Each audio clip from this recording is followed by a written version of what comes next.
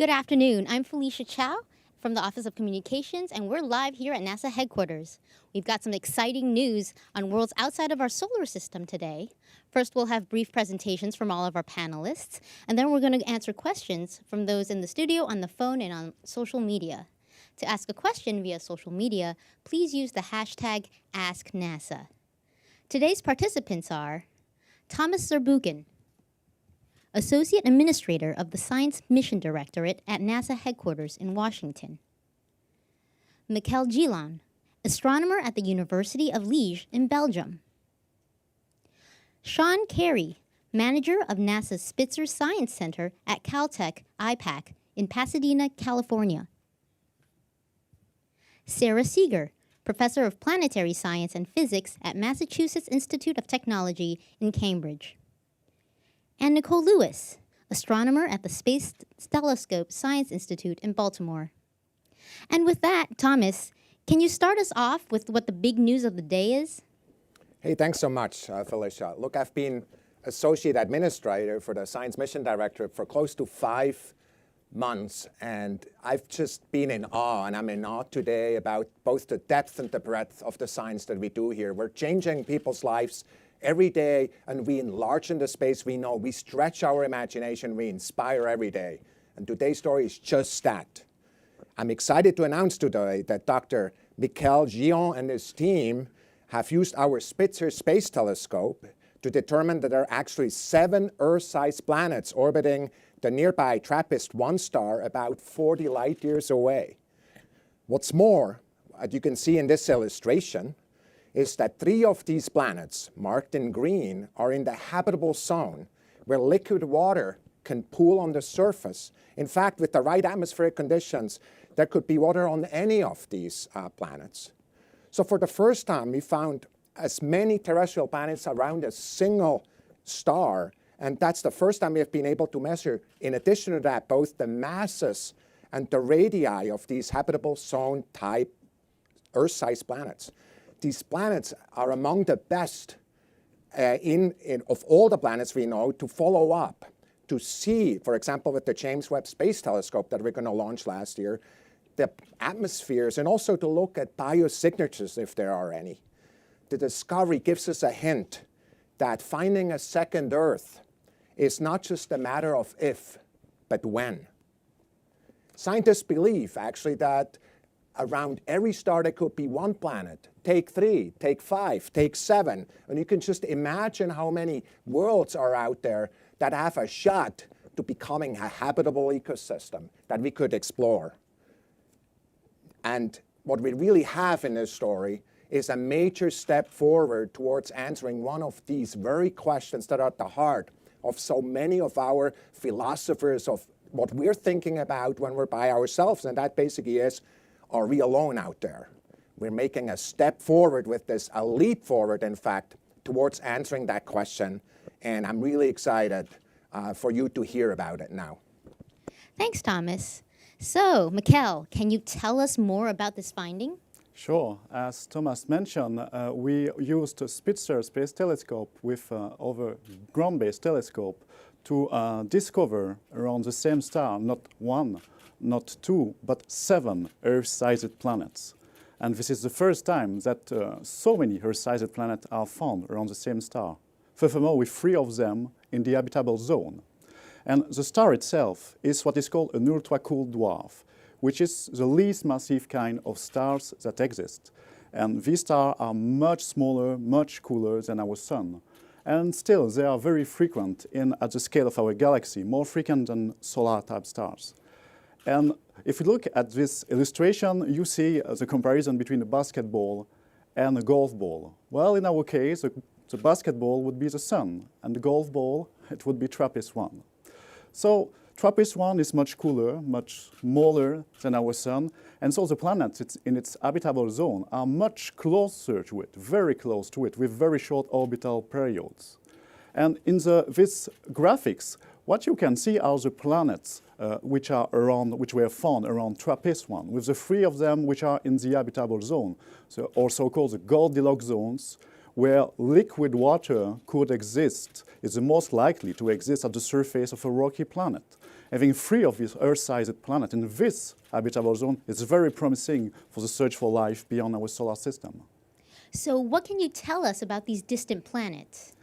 Well, we have measured with Spitzer very, very precisely their sizes. And furthermore, we have, thanks to Spitzer 2, preliminary measurements of their masses for 6 of them. And for one of them, our measurement is precise enough to strongly suggest a water-rich composition, which is very exciting because this is one of the planets in the habitable zone. Furthermore, these planets are orbiting so close to the star that they must be, or they are probably, tidally locked, which means they always face the star with the same side, like the moon, to the Earth. And so if you look at this animation, you can see a view of tidally locked planet with a permanent day side and a permanent night side. The TRAPPIST-1 planet could be just like this. Now, what is also exciting here about this system is that the planets are so close to each other. If you were on the surface of one of these planets, you would have a wonderful view on the other planets. You wouldn't see them like we see Venus or Mars, like dots of light. But as you can see in the next illustration, you would see them really as we see the moon. You would see worlds with, which are very big. You could see the structures on these worlds. They would be as large as the moon and even larger for some of them. So it would be a wonderful view on these planets. Thanks, Mikkel. So Sean, can you give us an idea or more context to discovery and why Spitzer played such a vital role? Absolutely, Felicia. I first like to say that in my opinion, this is the most exciting discovery we've had yet with Spitzer in its almost 14 years of operation. As you can see in the graphic, the initial discovery of the TRAPPIST-1 system was by the TRAPPIST telescope in Chile in 2016. And immediately after that, we started doing intensive follow-up with a lot of ground-based telescopes and more than 20 days of continuous observations with Spitzer. And what we're able to find is that we confirmed 2 of the planets that were found in the initial discovery and then found 5 more planets for a total of 7 planets in the system, which is pretty exciting. Now, TRAPPIST-1 is an ultra-cool dwarf, and that means that it's much brighter in the infrared, thousands of times brighter in the infrared than in the visible. So it makes it ideal to use Spitzer, which is an infrared telescope, to do the follow-up on this system. And then as you can see in this animation of Spitzer, so Spitzer was launched in 2003, and it was never intended to study exoplanets. So we had to do some clever re-engineering why it's in space still, and it's more than an astronomical unit away from the Earth, so you can't fly out and do anything about it. But we did clever engineering on the ground to allow Spitzer to measure star brightnesses very precisely, 1,000 times more precisely than we had imagined Spitzer would be able to do. And then what we're going to show in the next animation is how what Spitzer sees the planets very similar to the way the Kepler Space Telescope does. We don't image the individual planets. What we do is the planets pass in front of the star. We see the amount of light that the star is dimmed by when that planet is blocking it. So the dips you see in this animation are the planets going in front of the star, blocking a little bit of the light. The size of the dip tells you the size of the planet. So we can get the size of the planet directly from measuring the dip. Now, when you see the different planets, they keep orbiting around, and every time they transit, you can measure the spacing between the transits, and that tells you about the orbit, the period of the orbit, how long that year is, and for that planet. And then when we know how long it takes for the planet to go around the star, we also know the distance it is from the star, and that also tells us whether or not it's in the habitable zone. Now, the TRAPPIST-1 system and its planets are in an interesting configuration. The planets are all very close together, and their orbits are spaced such that they gravitationally interact with each other. They tug and pull each other as they go flying around, orbiting around their star. And what that does is it changes the timing of the transits a little bit as the planets are tugging each other, so they don't happen as regularly as you would expect without the tug. And with that, measuring those differences, what we're able to do is measure the masses of the planet. So now we have the mass of the planet, the size of the planet, so we can make an estimate of what the density of the planet is. And that's important because that gives us some understanding about what the composition of the planet is. From that, we can tell where the planets are, whether they're rocky, gaseous, or even watery. Thanks, Sean. So, Nicole, what can you tell us about studying the atmospheres of these planets?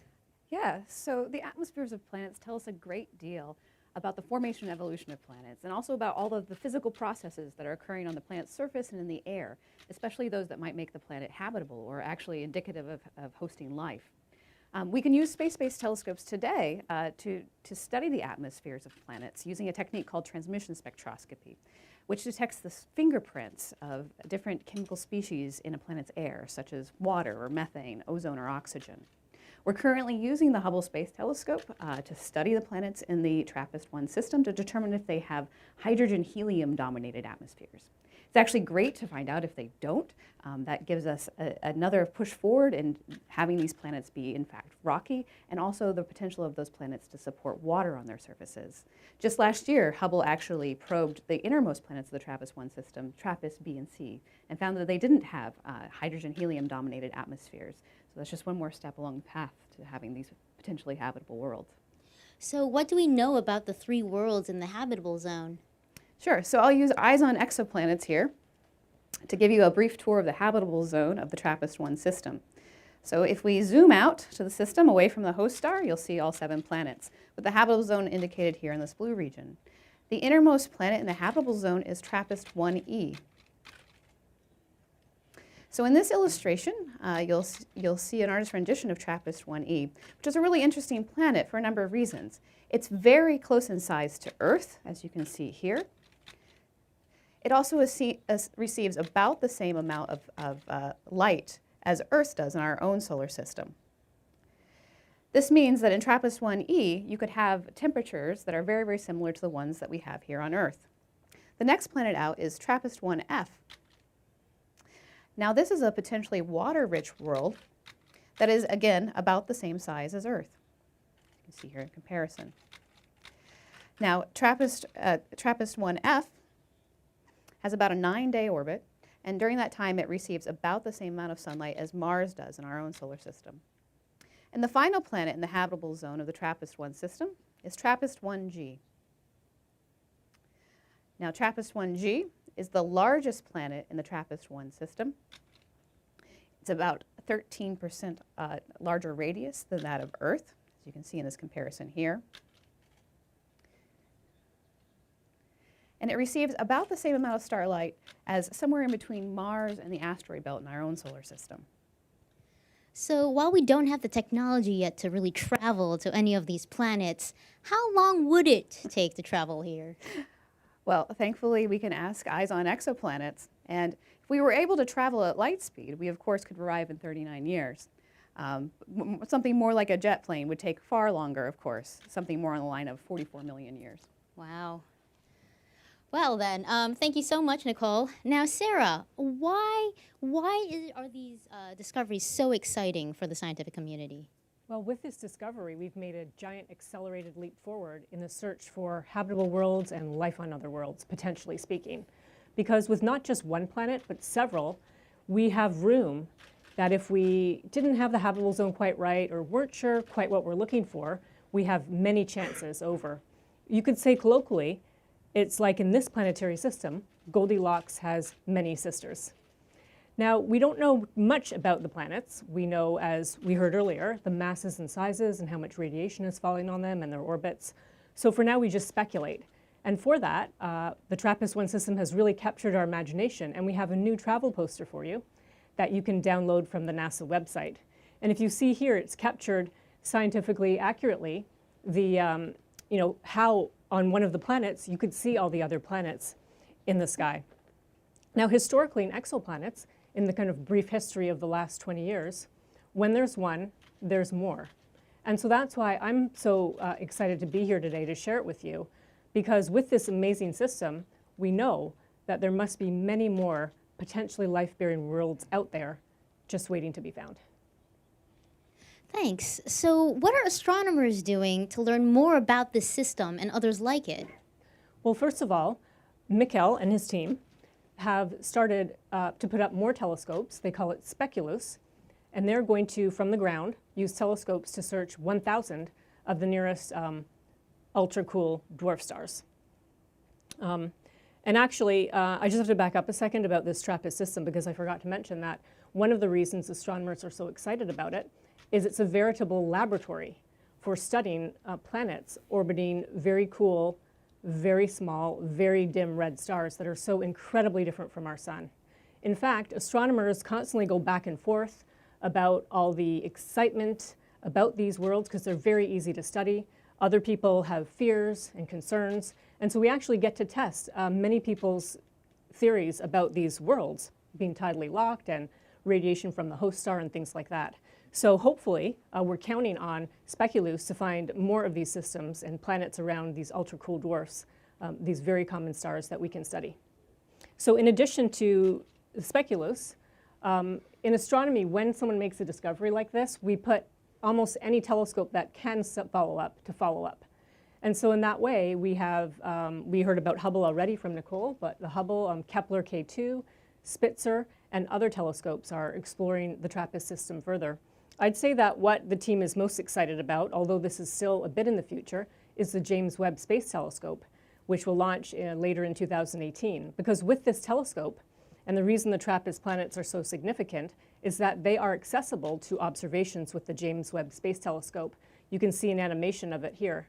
So with the James Webb, we'll be able to study the atmospheres, and we will try to assess the greenhouse gas content, which will help us understand the surface temperature of the planets. Are they indeed the right temperature to support liquid water and life as we know it?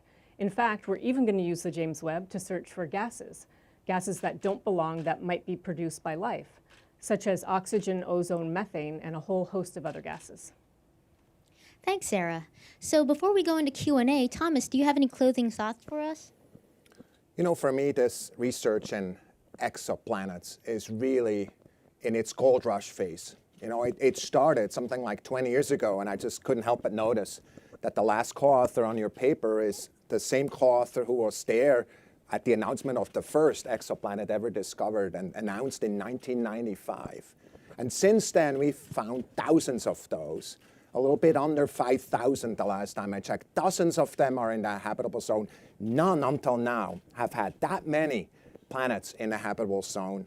And it's only expanding. This is going forward at a rapid pace, not just because of the telescopes that are there now, but the telescopes we're launching soon. And you talked about the James Webb Telescope, but also TESS, of course, that's going to be there, and WFIRST that's being planned right now. Again, really opening our lens, opening our viewpoints onto the universe, and especially, in many cases, these exoplanets. I do believe that many of the best telescopes that will give us the most information are yet to be invented. There's many things we don't know, many questions we have that come up when we see these observations. We look at all these animations. Very likely, nature is way more beautiful, way more amazing than what we've animated here. It's always that way. And so for us, the question is, how do we actually open up our lens and see these things? How do we get so much data from that the kind of questions that Sarah asked are actually able to be answered? And for me, at the end, it's all about that thought that I have so often when I go to bed at night and really imagine how these other worlds really look like. The fact that there are worlds out there, just like the Earth, that have some commonalities with the Earth, and you could imagine these worlds. It's just only happening right now. These questions about are we alone are being answered as we speak in this decade and the next decades. So I'm really excited about this. Thanks, Thomas. With that, let's transition to Q&A. We've got a ton of questions on social media, so we'll go there first. If you'd like to ask a question using social media, please use the hashtag AskNASA. All right, wonderful. We've got lots of questions coming in. This first one comes from Twitter user JJams, who asks, what is the total amount of possibly habitable planets we have found, including these TRAPPIST discoveries? Okay, I'll take that one. Okay, the total number of habitable planets, believe it or not, is unknown. And it depends on who you ask and how you count them. We would say that there are, let's say, a few dozen exoplanets that you might consider habitable. But the bottom line is that many of them may be a bit too hot or a bit too big.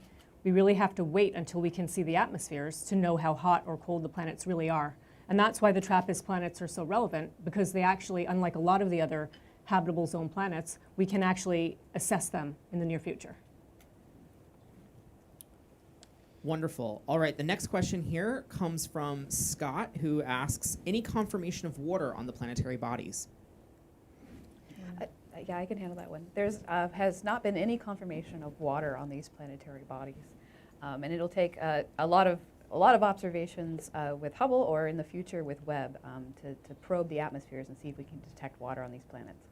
But I think it's fair to add that people are looking. Yes, and we getting are lots of certainly data on looking. that. Great. This question comes from Twitter user Matthew, who asks, will this be one of the first observations for JWST? And how much can we learn about TRAPPIST, E, F, and G until that mission launches? I can take that one too. You know, a lot of folks, since learning about the system, have thought about observing it with JWST, and I am fairly certain that cycle 1 will see some observations of almost all of the planets in the system. And then I guess to add further, even now we're continuing to take observations from the ground and with Spitzer to look at the transit timing variation. So we're going to get better measurements of the masses of these planets as time goes by. And the next year we'll have much better measurements than we have currently. Okay, we're going to take one question on the phone line from Jay Bennett from Popular Mechanics, and then we're going to go back to social media. So Jay? Hello, everyone.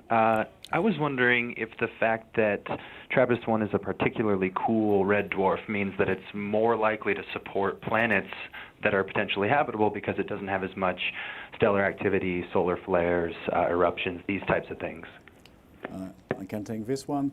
So ultra-cool dwarfs are known to be very active when they are young, and this is the main concern about these potentially habitable planets, that they could have been, the atmosphere been eroded strongly by the star when it was young. Now it's a quiet ultra-cool dwarf, so it's not very active. But maybe when it was young, the conditions were quite different. So it will be by observation that we will really figure out the past of these planets and what happened during this very active and young phase. I'll just add to that and rephrase what Mikhail said to just say the great news is we can observe in the near future. We no longer have to rely on what we think and speculation, because nature usually is smarter than we are. And if there's any way for a life to get a foothold, we like to believe it will. Thank you. We're going to go back to social media. So Jason? All right, this question comes from Twitter user Amara, who asks, have you decided any names for these planets yet? Yeah, definitely. A name. To give them a name. Will they mean like a popular name? Like Oh, well, we have plenty of possibilities, which are all related to Belgian beers, but we don't think they will become official. So right. For now, let's call them B, C, D, and so on. Admittedly, we have no way to easily give official names to exoplanets in the same way that we do for asteroids, but perhaps it's something we should try to change. Great. This next question comes from Twitter user Jophine, who asks, does the Earth-sized planets have any moons revolving around them? And if no, how can there be possible waves on water? Well, in our data, we have no indication of a moon. And so, furthermore, if we look at our theory, it would be quite unlikely to have a moon around a planet so close to its star. So maybe if there are outer planets still to found, maybe they could have a moon. We'll see in the future. There are still many news to come about the system. But I'll add further, the tidal forces between the planets are not negligible. So if there was water on these planets, there would be tides as well because of the tidal forces between the planets instead of planet-moon. Yes, indeed. Next, we're going to go to the phone lines. We have Keith Cowing from NASA Watch. Keith? Hi, a question probably best for Sarah Seeger. I'm looking at these planets. I assume they're really close together. It reminds me of the Jovian and the Saturnian systems where stuff is thrown from one world onto another, and there's questions about why, should you consider these as an ecosystem? I'm a biologist. I'm looking at 3 potentially habitable worlds real close to each other. Should we be thinking that conceivably the biosphere around this very tight-knit group of planets might extend beyond just one planet if they're this close to each other? Well, that's a wonderful question, and we haven't thought that far yet. But I'm sure there's a student out there, listening in who should take this problem on. I'll just back up one step, though, and answer a slightly different question, because if we want to think about an intelligent civilization elsewhere looking back at us, they may be having a press conference saying, hey, there's 3 habitable planets there. Venus, Earth, and Mars may appear to be in the habitable zone no matter how we describe it. So let's wait and see what's out there. But great question, and hopefully somebody will work on this. Next on the phone lines, we have Marcia Dunn from Associated Press. Yes, hello. I was wondering, how many years do you think it might take to have a real good handle on the atmospheres of these exoplanets? And I have a follow-up question. Yeah, so we could actually make a substantial amount of progress in the next, after the launch of JWST, the next sort of 5 years range. So starting with Hubble and then moving into JWST to continue the exploration of these atmospheres, we could see results, in the early 2020s. And thank you. And I know this is the first time 7 Earth-sized planets have appeared around a star like this. What is the closest runner-up to that? How many Earth-sized planets around a star that you've seen prior? 3. I think it's a 2 or 3. Yeah. No more, found by Kepler. And which star is that? Oh, I don't remember. There are so many Kepler planets. Okay, thank you. So let's go back to social media. Jason? All right, this question comes from Miles O'Brien here on Twitter, who asks, what sort of instrument could be used to answer the question of whether these planets harbor life? Could Webb do it? Sure. So Webb has a suite of instruments that cover, wavelengths from sort of the near infrared all the way through farther into the infrared spectrum. But in particular, it has a lot of very powerful spectrographs aboard. So this is going to allow us to do this transmission spectroscopy technique that I talked about earlier. And it covers the right wavelength range where we can start to detect molecules like water, methane, ozone, and oxygen. So we can start to do a lot of what Sarah had suggested in trying to determine habitability and also the potential of it harboring life. And I just want to add one thing, and to Miles and everyone out there, is we really try to emphasize we have the capability to find signs of life elsewhere, but nature has to deliver. And because it's all so new to us, these red dwarf stars, we don't totally know what's out there. So if nature has made life ubiquitous, and there are lots of atmospheres without clouds, substantial enough accumulation of gases, we'll have no trouble finding it at all. But if it's the opposite, then it may be a while. But I did want to add one more point that we hadn't covered yet, that we have the TESS mission upcoming. We have other ground-based searches. So TRAPPIST-1, we're just here as the first. It's the most exciting one so far, but we hope to have many more of these and lots of chances to find signs of life in the future. Wonderful. Next question here comes from Twitter user Chris Sims, who asks, is it possible to listen to this planet system using our SETI-style telescopes? How do we learn as much as possible? Okay. To my knowledge, it was already listened to by SETI, and they had no signal from artificial signal detected. So it's doable, but there's no signal detected. Great. Next question comes from Twitter user Sawyer, who asks, how far into the foreseeable future until we might be able to see a craft that can actually make the journey to TRAPPIST-1? This is a really hard question, just because it requires so many miracles on the way. See, when James Webb was developed, the way I think about James Webb, it required something like 10 miracles, kind of things we had never done, and kind of put it together into a telescope, with a 6.5 meter kind of foldable mirror and a thermal system that's a tennis court in size. Kind of how do you do that? The answer is you start inventing your way forward. This a question that's being asked may be a 100 miracle type of question, and some of them probably relate to nuclear propulsion. Some of these miracles relate to radiation protection. They relate to things that we're just starting to push at. Now, the good news is there's a lot of work that's being done on kind of the first 5 to 10 of those miracles that are being looked at, not necessarily because we have our eyes set right now on going to a star. It's a big leap, but because we're looking, for example, at the outer solar system. We want to get there a lot faster. We want to get there with more payload. We want to get there with more energy. And so the way this game works, it's really, it's leaning forward. It's really, just because it takes 100 miracles, not backing up. That's really what I would believe is what NASA is all about. And that's also what led to this kind of discovery in many ways. Spitzer itself had a whole bunch of miracles on detectors and systems, and the same is true for the other question. I'd like to just very briefly mention our colleagues at the Breakthrough Foundation and the project called Starshot.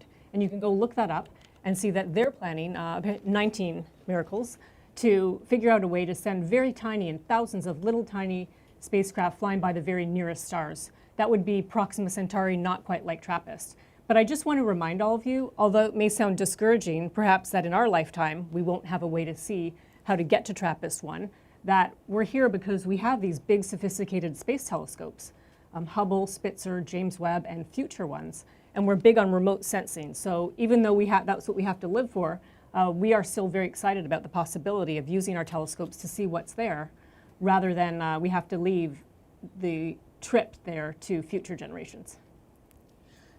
We've got a lot of questions on social media, so we're just going to keep them coming. Jason, what other questions are we getting? Sure. This next question comes from Twitter user Aku, who asks, any estimations on how old these discovered exoplanets are?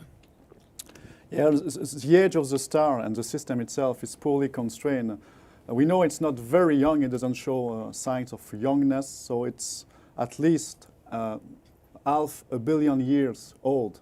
But we can't say more because these ultra-cool dwarf stars, they evolve super slowly. Their lifetime is 1,000 times larger than for a sun-like stars.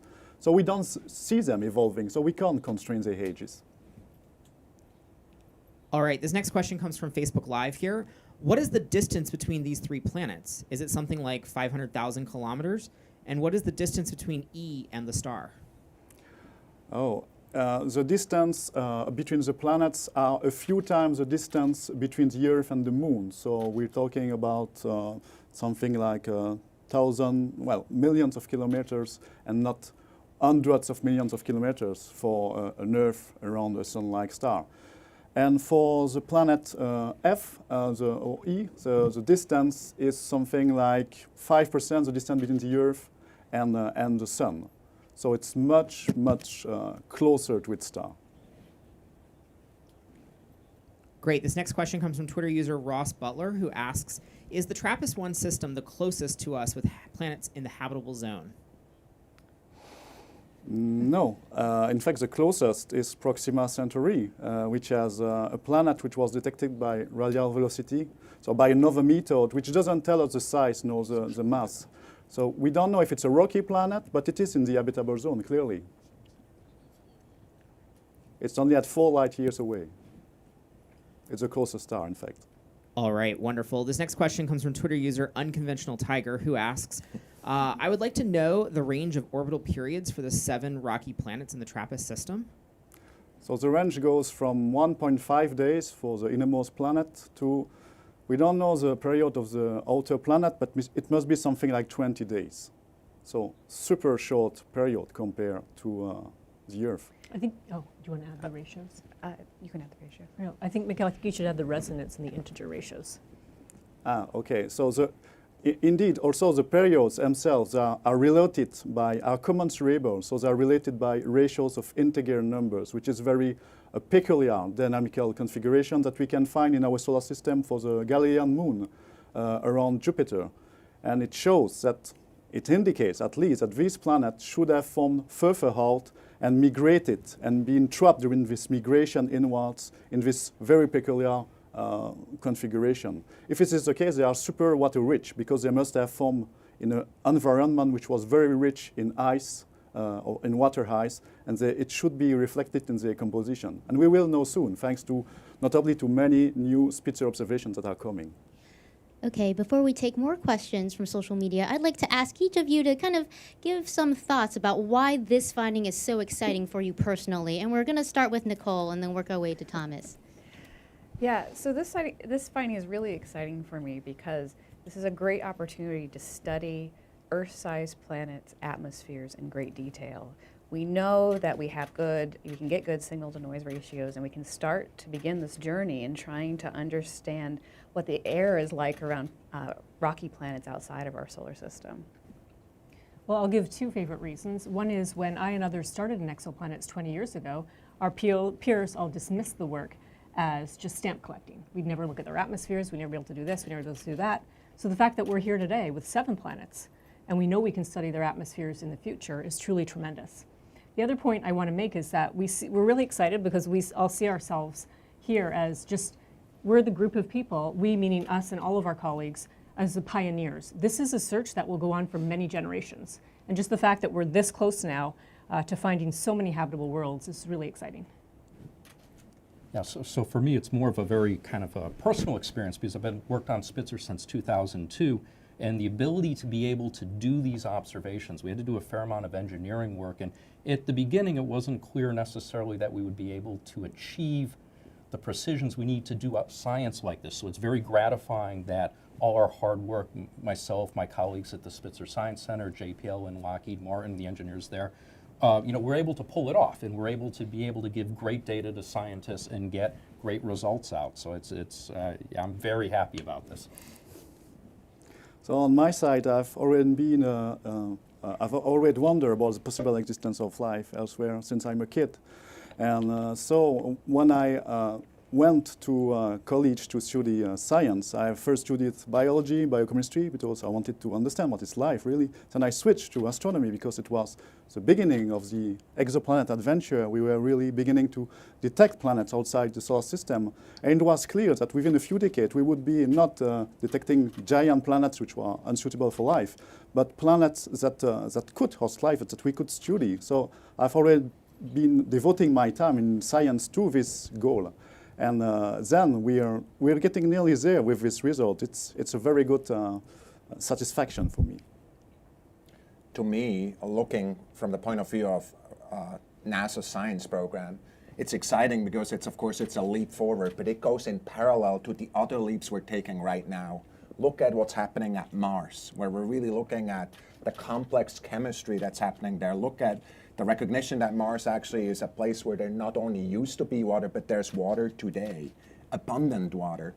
In parallel to that, the recognition that we now have the technology ability of going to Europa and actually looking at that system, which is in its own right really an exciting system because there's an ocean world there that hits the rock at the bottom in a really unexpected place in a site. There's many other places like that.